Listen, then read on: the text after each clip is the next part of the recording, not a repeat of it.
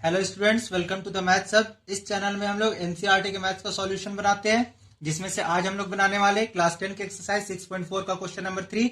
और क्वेश्चन में बोला जा रहा है in given figure ABC and DBC are two triangles on the same base BC. तो एक ट्रायंगल है एबीसी और दूसरा ट्रायंगल है डीबीसी, दोनों सेम बेस बीसी पे लाई करता है। If AD intersect BC at O, तो बीसी को जो है वो एडी इंटरसेक्ट कर रहा है कहां पे? पॉइंट ओ पे।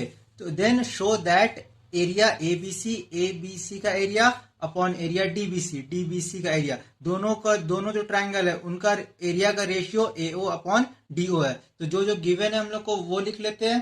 तो गिवन तो कुछ खास नहीं है, बस दो ट्रायंगल है और जो हम लोग को प्रूफ करना है वो ये प्रूफ करना है। ठीक है, तो इसको हम लोग अब बनाना स्टार्ट करते हैं। तो बनाने के लिए सबसे पहले हम लोग को इसमें कुछ कंस्ट्रक्शन करना पड़ेगा। तो यहाँ पे लिख देते हैं कंस्ट्रक्शन में हम लोग करेंगे इस बीसी पे ए से एक परपेंडिकुलर ऐसे ड्रॉ करेंगे और इसी बीसी पे डी से एक परपेंडिकुलर ऐसे ड्रॉ करेंगे। ठीक है, तो यहां से जो यहां पे इसको ड्रॉ कर लेते हैं पहले।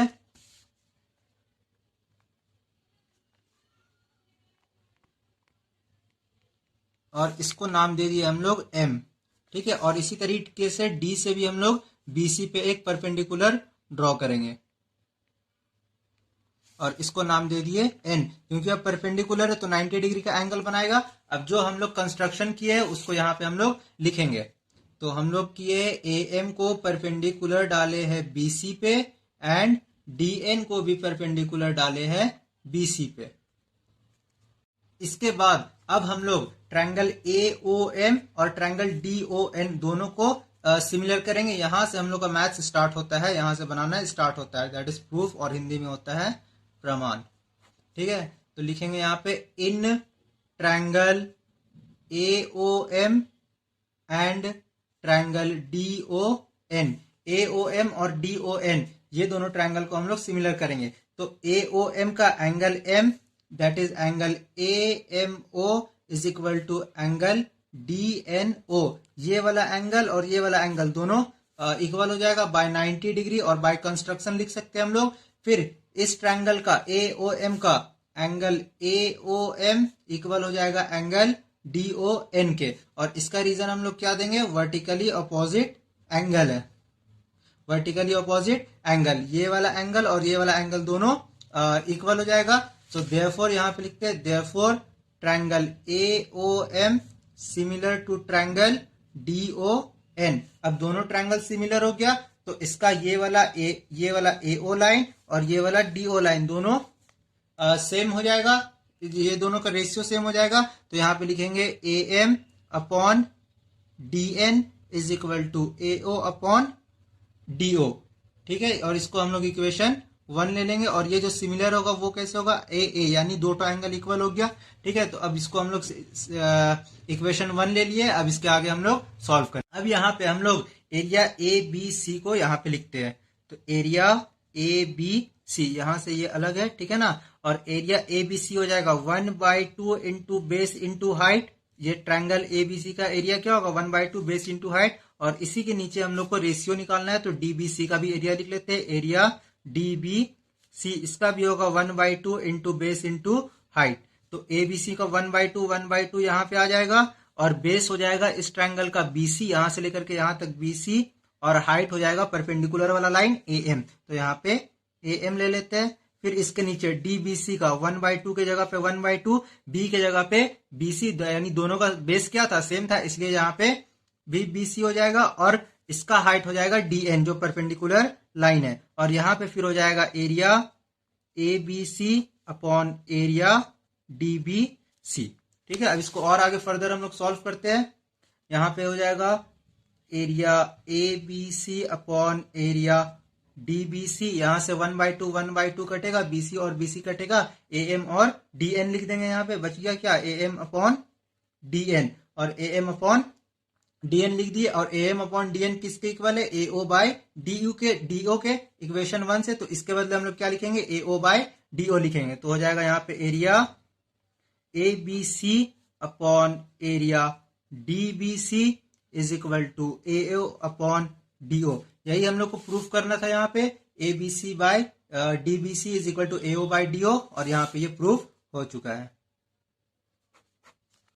इसी का क्वेश्चन नंबर 4 बना रहे हैं हम लोग, जिसमें क्वेश्चन में दिया हुआ है if the area of two similar triangle. तो दो जो ट्रायंगल दिया हुआ है वो कैसा ट्रायंगल है, सिमिलर ट्रायंगल है। तो जो गिवन है उसको पहले हम लोग लिख लेते हैं यहाँ पे, गिवन या फिर जो दिया हुआ है उसको लिखेंगे। तो हो जाएगा यहाँ पे triangle A B C similar to triangle P Q R. ठीक है, दोनों ट्रायंगल क्या है, सिमिलर है, और दोनों का एरिया भी क्या है, equal. If the area of two similar triangles are equal, दोनों का एरिया भी क्या है, सिमिलर है। तो यहाँ पे लिखेंगे area A B C is equal to area P Q R, ये गिवन है। ठीक है, then prove that they are congruent. तो हम लोग को ये दोनों ट्रायंगल को क्या करना है, कॉन्ग्रेंस प्रूव करना है। तो यहाँ पे लिखेंगे टू प्रूफ में लिखेंगे triangle A B C congruence to triangle P Q R, ये हम लोग को प्रूफ करना है। तो यहां से हम लोग को इसको बनाना स्टार्ट करते हैं।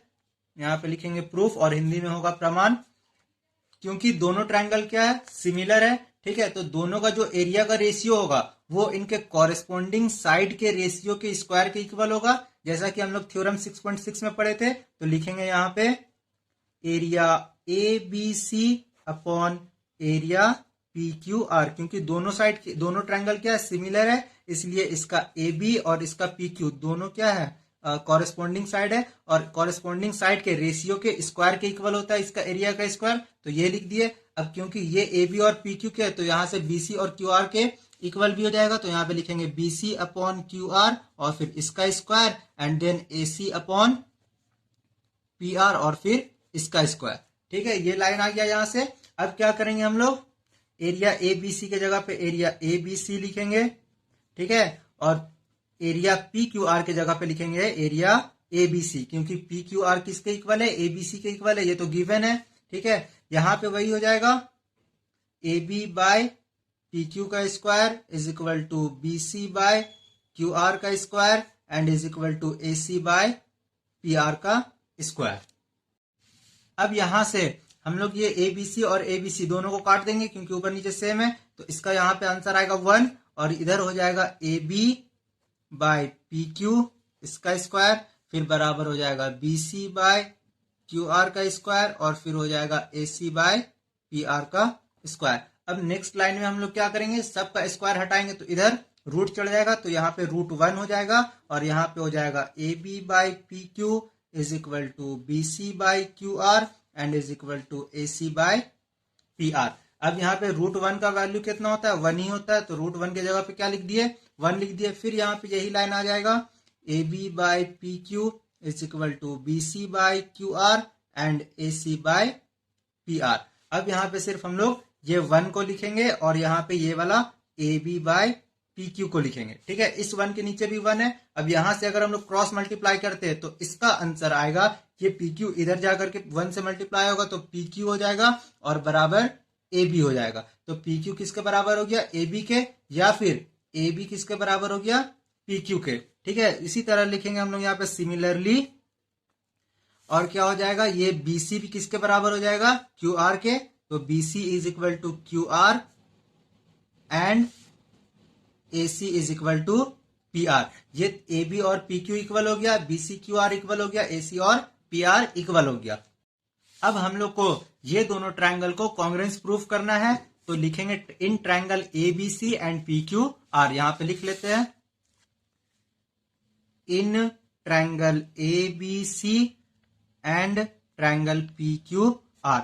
ठीक है, अब यहाँ पे ए बी सी ट्रायंगल और P Q R, A B C का ए बी लाइन और पी क्यू आर का पी क्यू लाइन दोनों इक्वल है। यहाँ पे अभी हम लोग प्रूफ किए हैं, तो लिखेंगे A B is equal to P Q, then इसका बी सी लाइन हो जाएगा क्यू आर के इक्वल और ए सी लाइन हो जाएगा पी आर के इक्वल। तो यहाँ पे क्या आया है कि ये ट्रायंगल का तीनों साइड, इस ट्रायंगल के तीनों साइड के इक्वल है। तो therefore triangle A B C congruence हो गया ट्रायंगल पी क्यू आर के बाय एस एस एस से। तो यही प्रूफ करना था, जो प्रूफ हो चुका है।